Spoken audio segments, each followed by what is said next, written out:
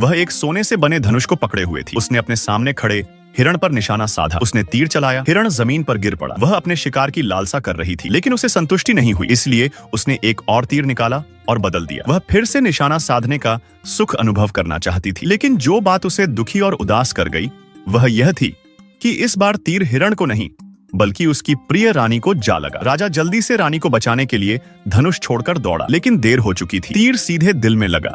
रानी दयालु थी, भले ही वह गंभीर रूप से घायल थी।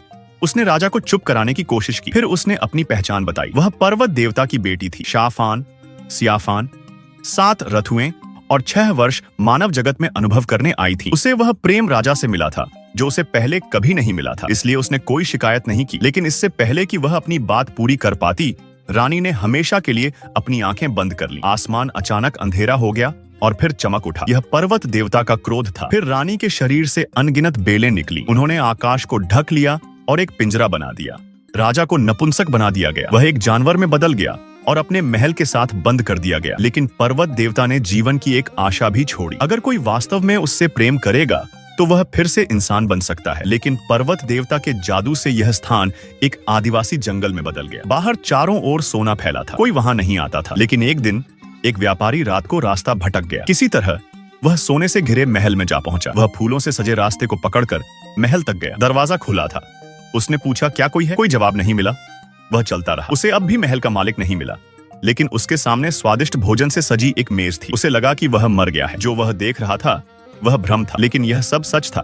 वह भूखा और थका हुआ था। उसने जोर से पूछा कि मालिक कहाँ है और खाना शुरू कर दिया। जल्दी ही व्यापारी पेट भर गया। फिर उसे एक और आश्चर्य मिला। एक कोने में खजाने का ढेर था, लेकिन वह लालची नहीं था।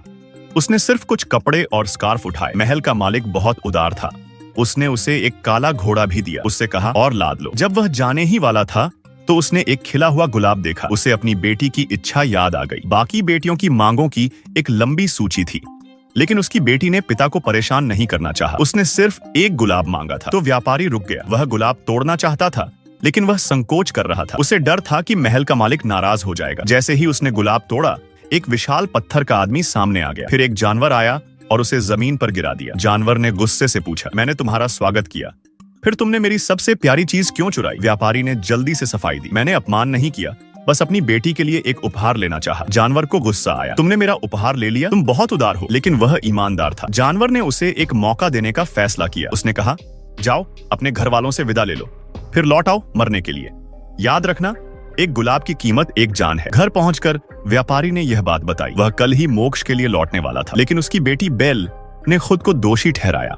अगर उसने गुलाब नहीं मांगा होता तो उसके पिता ने जानवर को नाराज नहीं किया होता। अगले दिन उसने पिता को कमरे में बंद कर दिया और खुद काले घोड़े पर सवार होकर निकल पड़ी। जब वह महल के बाहर पहुंची तो वहां पेड़ों से रास्ता बंद था। वह नहीं जानती थी कि अंदर कैसे जाए। उसने घोड़े से कहा, मेरे पीछे आओ, मैं तुम्हें बचा लूंगी। अचानक पेड़ अलग हो गए।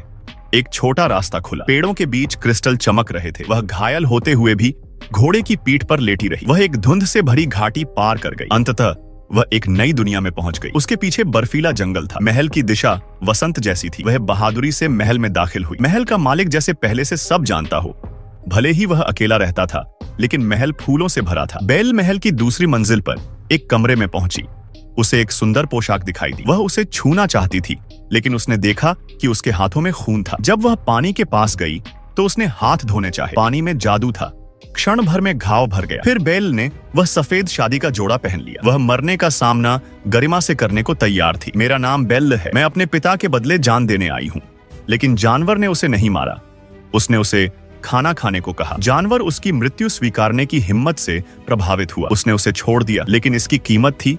बेल को इस महल में हमेशा के लिए रहना होगा। लेकिन अगली सुबह बेल को इस जगह का सबसे प्यारा हिस्सा मिला। वह एक गलियारे से गुजरी। उसे लगा कोई उसके पीछे है। जब वह मुड़ी तो एक छोटा प्राणी भाग गया। कुछ देर बाद वह फिर दिखाई दिया और उसके साथ उसके कुछ दोस्त भी थे। वे बेल के बारे में जानना चाहते थे, लेकिन वे नहीं जानते थे कि बेल उनसे ज्यादा शरारती थी। वह लकड़ी के पीछे छिप गई। उसने चुपके से उन्हें देखा। ये सभी बड़े कान वाले जानवर थे, लेकिन तभी एक मकड़ी बेल के चेहरे पर चढ़ गई। इससे 2 छोटे प्राणी डर गए। रात को बड़े कान वाले प्राणियों ने उसे एक और सरप्राइज दिया। उन्होंने एक खूबसूरत गुड़िया बनाई और उसे उपहार में दी। यह उसका स्वागत समारोह था, लेकिन वे बहुत शर्मीले थे। वे सामने नहीं आए। बेल फिर भी अकेली थी। वह बर्फ से ढके बाहर की दुनिया को देखती रही। उसे अपने पिता की चिंता होने लगी, इसलिए एक भोज पर उसने एक दिन की छुट्टी मांगी। बड़े कान वाले प्राणियों ने मना कर दिया, तुम जेल में हो, छुट्टी क्यों चाहिए?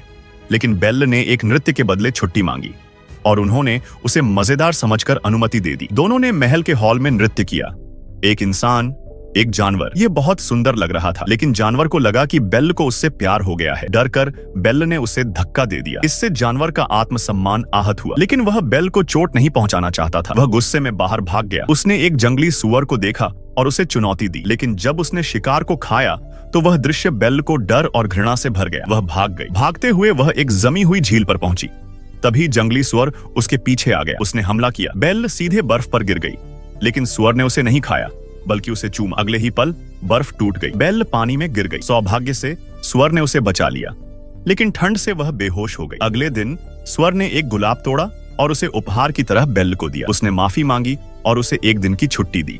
बेल ने गुलाब की खुशबू ली और उसका मन शांत हो गया। फिर जानवर ने उसे एक जादुई पवित्र जल दिया, किसी भी संकट के लिए। जब वह घर पहुंची तो कुछ अजीब लगा। खिड़कियां लकड़ियों से बंद थीं। उसका भाई एक बड़ी आरी लेकर खिड़की के पीछे छिपा था। वह बहुत घबराया हुआ था। उसने बेल को घर के अंदर खींच लिया और सच्चाई बताई। उसका भाई कर्ज में डूबा हुआ था। लोग हमेशा पैसे मांगने आते थे। जब उसके पिता बाहर गए तो उन्हें भी रोका गया। पिता गुस्से में बेहोश हो गए। बेल ने उन्हें कई बार पुकारा, लेकिन कोई जवाब नहीं मिला। तभी उसके भाई ने उसके कपड़े में रत्न देखा। वह लालची हो गया। उसने महल की संपत्ति चुराने के लिए डाकुओं को बुलाया और वे महल में घुस गए। उन्होंने महल को लूटना शुरू कर दिया। उन्होंने हर कीमती चीज चुराई, इवन मूर्तियों की आंखें तक निकाल ली। महल को बर्बाद कर दिया। जानवर ने यह सब देखा और चुपचाप रहा। जब सब खजाना लेकर जाने लगे तब उसने हमला किया। धरती से एक विशालकाय उठा। उसने जमीन पर हाथ मारा और एक डाकू को गिरा दिया। फिर उसे उठाकर 100 मीटर ऊंचा फेंक दिया। एक के बाद एक विशालकाय प्रकट हुए। डाकू भागने लगे, लेकिन उन्हें रौंद दिया गया। इस बीच बेल को पवित्र जल याद आया। उसने अपने पिता को पिलाया और चमत्कार हुआ। वह ठीक हो गए। लेकिन तभी तीसरे भाई ने बताया कि बड़ा भाई खजाना चुराने गया है। बेल महल लौट गई। उसने देखा कि महल के बाहर रास्ता फिर से खुल गया था। शायद देवता ने उसकी पुकार सुनी थी। वह मैदान में पहुंची और बड़े भाई को बचाने के लिए सामने आ गई। विशालकाय रुक गया, लेकिन तभी डाकुओं का सरगना आया और बेल को पकड़ लिया। उसने जानवर को धमकी दी। चाकू ने बेल को जख्मी कर दिया। एक बूंद खून जमीन पर गिरी और वहां गुलाब उगाया। बेल ने मौका पाकर भाग निकाला। जानवर गुस्से में था और उसने दुश्मनों को मारने की ठान ली, लेकिन बेल ने उसे रोका। मुझे छोड़ दो। डाकू ने उसकी बात नहीं मानी और जानवर को छुरा मार दिया। तभी बेल को पवित्र जल की याद आई। उसने भाइयों से मदद ली और जानवर को पवित्र जल के पास ले गई। तलवार निकालते ही जानवर जी उठा और बेल को एहसास हुआ कि इन कुछ हफ्तों में वह उससे प्रेम करने लगी थी।